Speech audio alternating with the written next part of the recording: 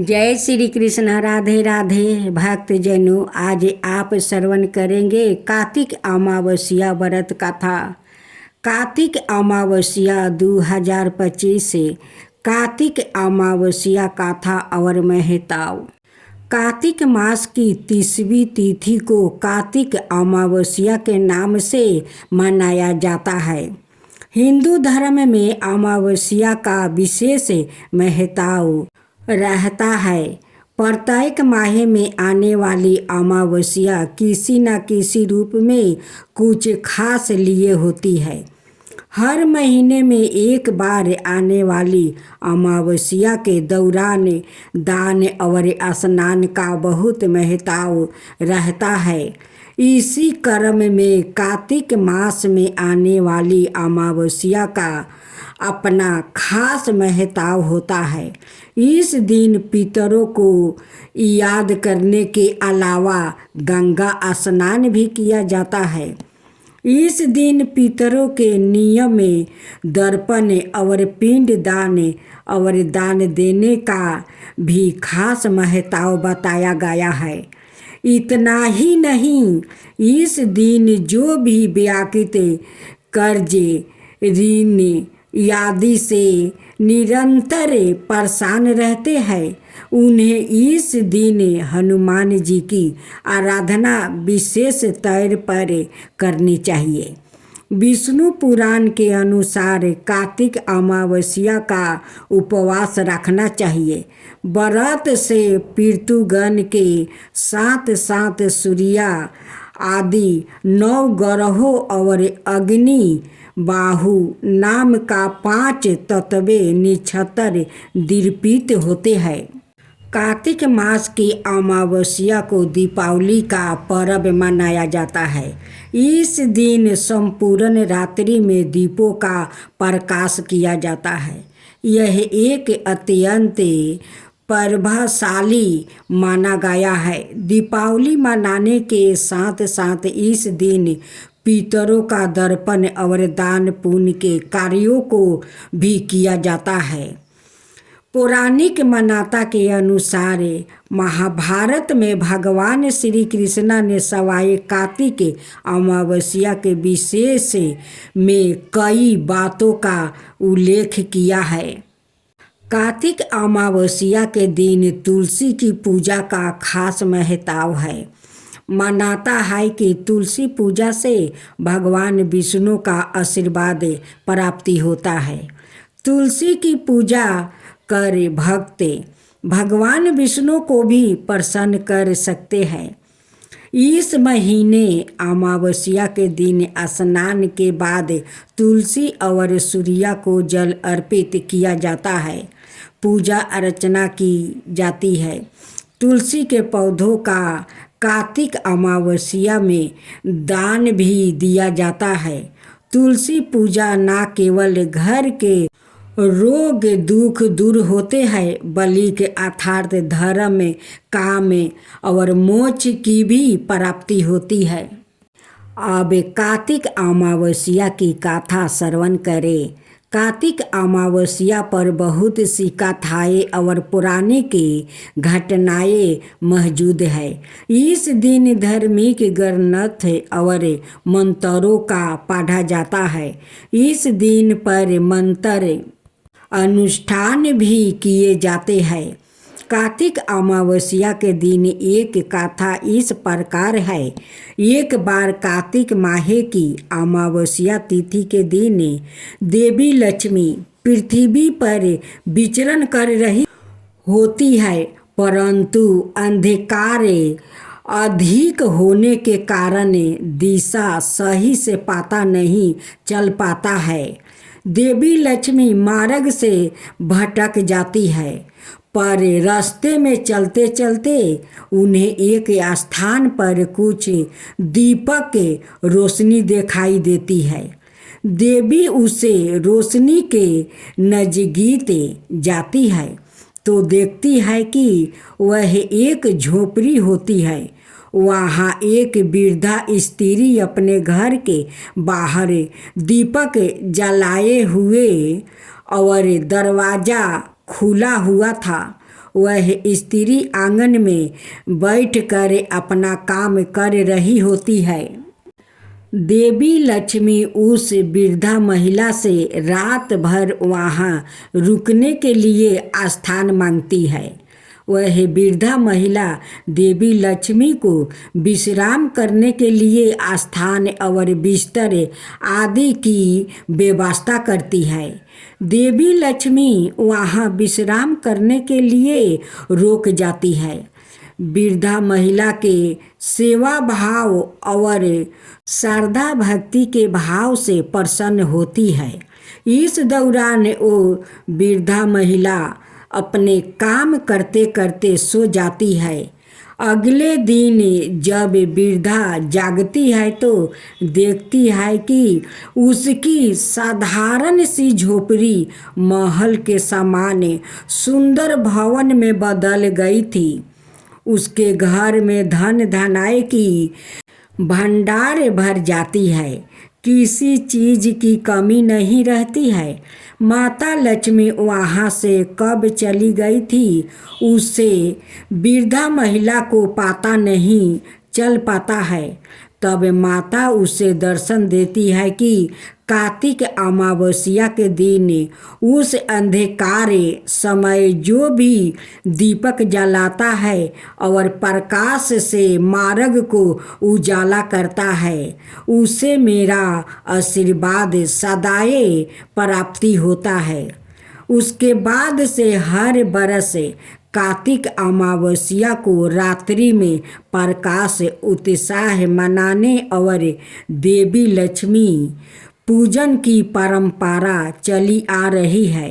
इस दिन माता लक्ष्मी के आगमन के लिए पूजा पाठ घरों के द्वार खोल कर रखना चाहिए और प्रकाश करना शुभ फलदायक होता है। अब दीपावली का था। एक बार की बात है, एक जंगल में एक साहूकार रहता था। उसकी बेटी प्रतिदिन पीपल पर जल चढ़ाया करती थी। जिस पीपल के पेड़ पर वो जल चढ़ाया करती थी उसी पर माँ लक्ष्मी निवास करती थी। एक दिन माँ लक्ष्मी ने साहूकार की बेटी से कहा, मैं तुम्हारी सहेली बनना चाहती हूँ। यह सुनकर साहूकार की बेटी ने कहा कि मैंने पिता से पूछ कर आपको बताऊंगी। बाद में साहूकार की बेटी अपने पिता के पास गई और अपने पिता से सारी बात कह डाली। दूसरे दिन साहूकार की बेटी ने माँ लक्ष्मी से दोस्ती करने के लिए हाँ कर दिया। दोनों अच्छे मित्र भी बन गई। दोनों एक दूसरे के साथ खूब बातचीत करने लगी। एक दिन माँ लक्ष्मी साहूकार की बेटी को अपने घर ले गई। माँ लक्ष्मी ने साहूकार की बेटी का खूब स्वागत किया। उन्होंने उसे अनेकों तरह का भोजन खिलाई। जब साहूकार की बेटी माँ लक्ष्मी के घर से वापस लौटी तो माँ लक्ष्मी ने उसे एक प्रश्न पूछा कि अब तुम मुझे कब अपना घर ले जाओगी। यह सुनकर साहूकार की बेटी ने माँ लक्ष्मी को अपने घर आने को तो कह दिया, लेकिन अपने घर की गरीबी स्थिति को देखकर वो उदास होकर बैठ गई। उसे डर लगने लगा कि क्या वो अपने दोस्तों का अच्छे से स्वागत कर पाएगी, या सोचकर वो मन ही मन दुखी हो गई। साहूकार अपनी बेटी के उदास चेहरे को देखकर समझ गया। तब उसने अपनी बेटी को समझाया कि तुम फौरन मिट्टी से चौका बनाकर साफ सफाई करो। 4 बत्ती के मुख वाली दिया जलाकर माँ लक्ष्मी का नाम लेकर वह उनका स्मरण करो। पिता की यह बात सुनकर उसने वैसा ही किया। उसी समय एक चील किसी रानी का 9 लाखा हार लेकर उड़ रहा था। अचानक वो हार साहूकार की बेटी के सामने गिर गया। तब साहूकार की बेटी ने जल्दी से वो हार बेचकर भोजन की तैयारी की। थोड़ी देर बाद भगवान श्री गणेश के साथ माँ लक्ष्मी साहूकार की बेटी के घर आई। साहूकार की बेटी ने दोनों की खूब सेवा की। उसकी सेवा को देखकर माँ लक्ष्मी बहुत प्रसन्न हुई और उन्होंने उसकी सारी पीड़ा को दूर कर दिया।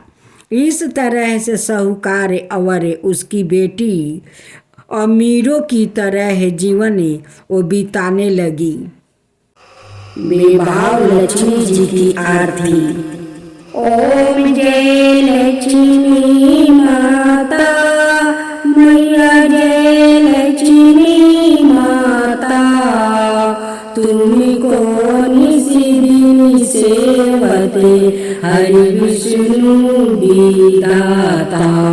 उम्बारम्ब ब्राह्मणी तुम ही जगि माता, सूर्य चंद्रमा धावते नारद ऋषि गाता। ओम जय लक्ष्मी माता। दुर्गा रूप निरंजनी सुख संपत्ति दाता, जो कोई तुमको दावते रिद्धि सिद्धि धन पाता। ओम जय लक्ष्मी माता। तुम ही पातालिनी वासिनी, तुम ही सुविदाता, कर्म प्रभाव प्रकाशिनी, भाव निधि की ताराता। ओम जय लक्ष्मी माता। जिस घर में तुम रहती हो, जिस घर में तुम रहती हो, ताई में सद्गुण आता, सब संभव हो जाता। ताई में है सद्गुण आता, सब संभव हो जाता। मन नहीं घबराता। ओम जय लक्ष्मी माता। तुम बिना ज्ञान न होता, बस्तर ना कोई पाता। खाने पाने का विभाव सब तुमसे ही आता। ओम जय लक्ष्मी माता। ओम जय लक्ष्मी माता। सुविगुणी मंदिर सुंदरी क्षीरोदि जाता। रतन चतुर्दर्शन तुम बिना कोई नहीं पाता। ओम जय लक्ष्मी माता। ओम जय लक्ष्मी माता। महालक्ष्मी जी की आरती जो कोई नर गाता। महालक्ष्मी जी की आरती जो कोई नर गाता। उर आनंद समाता, पाप उतर जाता। ओम जय लक्ष्मी माता। ओम जय लक्ष्मी माता। मैया जय लक्ष्मी माता। तुमको निशिदिन सेवते हरि विष्णु विधाता। ओम जय लक्ष्मी माता। बेभाव लक्ष्मी चालीसा। मातु लक्ष्मी कर कृपा, करो हृदय में वास। मनोकामना सिद्धि करो पुरावहु मेरी आस। सिंधु सुता विष्णु प्रिया, नत सिर बारंबार रिद्धि सिद्धि मंगल पर्दे नत सिर बारंबार। यही मोरे हरिदास है हाथ जोड़ी विनती करूं, सब विधि करो सुबह से। जय जननी जगत दम्बिका सिंधु सुतमय सुनियो, तो ही ज्ञान बुद्धि विद्या दो मोही। तुम समान नहीं कोई, तुम समान नहीं कोई, उपकारी सब विधि पूरा बहु आस हमारी। जय जय जगत जननी जगदम्बा, सबके तुम ही हो सभी लंबा। तुम ही हो घट घट के बासी, बिनती यही हमारी खासी। जग जननी जय सिंधु कुमारी, दीनन की तुम हो हितकारी। बिना नृत्या तुम ही महारानी, कृपा करो जग जननी भवानी। तेहि विधि स्तुति करो, तिहारी सुधीरी जो अपराध विसारी। कृपा दृष्टि चितियो मामा होरी, जगत जननी विनती सुनो मोरी। ज्ञान बुद्धि जय सुख की दाता, संकट हरो हमारी माता। क्षीर सिंधु जब विष्णु मथायो, 14 रतन सिंधु में पायो। 14 रतन तुम्हें सुखियासी, सेवा कियो प्रभु ही बनी दासी। जब जब जन्म जहाँ प्रभु लीना, रूप बदले तहाँ सेवा किना। सवाए विष्णु जब नर्तन धारा, लीन हो अवधपुरी अवतारा। तब तुम प्रकट जनकपुरी, माही सेवा कियो हृदय फुलकाई। अपनायो तो ही अंतर्यामी, विश्व विदित त्रिभुवन की स्वामी। तुम सब पर बल शक्ति नाही, आनी कहाँ तक महिमा कहूँ बखानी। मन कर्म वचन करो सेवकाई, मन इच्छित बचित फल पाई। जाति छल कपट और चतुराई, पूजही विधिवत भांति मन लाई। और हल मैं कहूँ बुझाई, जो यह पाठ कर मन लाई। ताको कोई कष्ट ना होई, मन इच्छित फल पावे फल सोई। तराही तराही जय दुखी निवारिणी, त्रिविध तप भाव बंधन हारिणी। जो यह चालीसा पढ़े और पढ़ावे, इसी ध्यान लगा कर सुनावे। ताको कोई न रोग सतावे, पुत्र आदि धन संपत्ति पावे। पुत्रहीन और संपत्तिहीना, बंधने विधर कोढ़ी अति दीना। बिया बोलाए कौन पाठ करावे, शंका दिल में कभी ना लावे, पाठ करावे दीनी चालीसा, तापर कृपा करो गोरीसा, सुख संपत्ति बहुत सी पावे, कभी नहीं कहूँ कि आवे। 12 मास करो जो पूजा, तेही सामे ध्यान और नाही दूजा, प्रतिदिन पाठ करो मन माही, उन्हें सम कोई जग में नाही।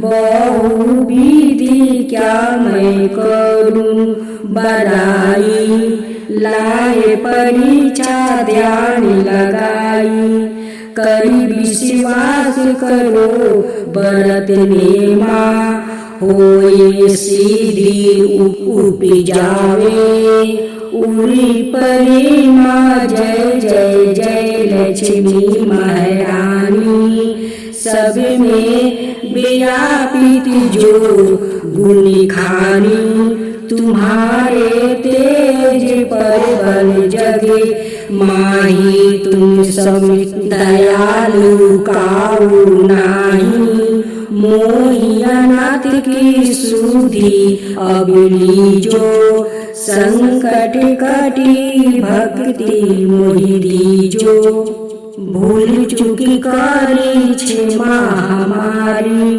दर्शन दीजो दासा निहारी, बिन दशरथ व्याकुल अधिकारी, तुम्ही अचत दुखी सहत भारी, नहीं मोहि ज्ञान बुद्धि है, तन में सभी जनता हो अपने मन में, रूप चतुर्भुजा करके धारण, कष्ट मोरे अब करहु निवारण, कई प्रकार मैं करूं बड़ाई, ज्ञान बुद्धि मोहि नाही आधिकारी, रामदास अभी कहाई पुकारी, करो दूर तुम विपत्ति हमारी।